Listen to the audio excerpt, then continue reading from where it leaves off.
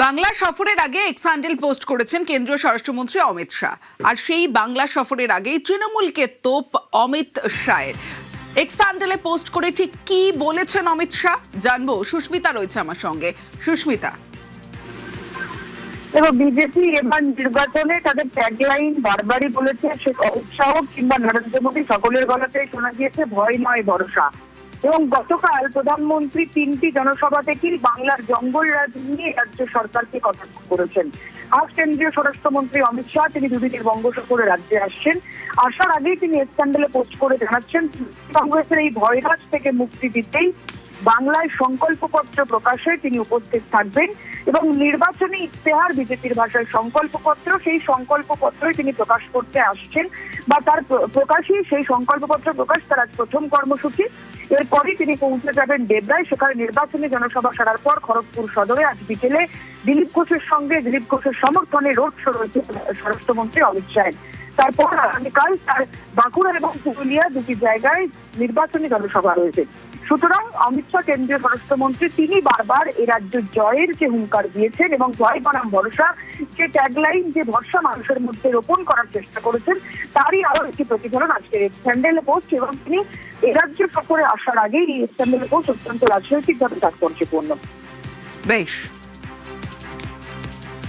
বাংলা সফরের আগেই তৃণমূলকে তোপ শাহের। তৃণমূলের শাসনে ভয়রাজ বলে সরব অমিত শাহ।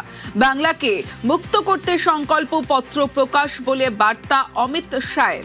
কলকাতায় আসার আগেই এক্সে বার্তা অমিত শাহের, এক্স হ্যান্ডেল পোস্ট। এবং সেই পোস্টে অমিত শাহ তিনি তৃণমূলের শাসনে ভয়রাজ বলে সরব অমিত শাহ।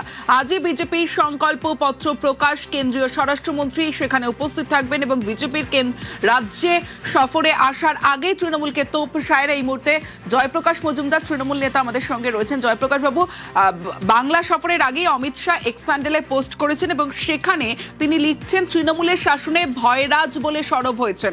আপনার প্রতিক্রিয়া? তৃণমূলের শাসনে কারুর মনে ভয় নেই। কৃষকরা মাঠে কাজ করছেন, ক্ষেত মজুররা কাজ করছেন, চাকরিজীবীরা চাকরি করতে যাচ্ছেন, চারিদিকে শান্তির পরিবেশ।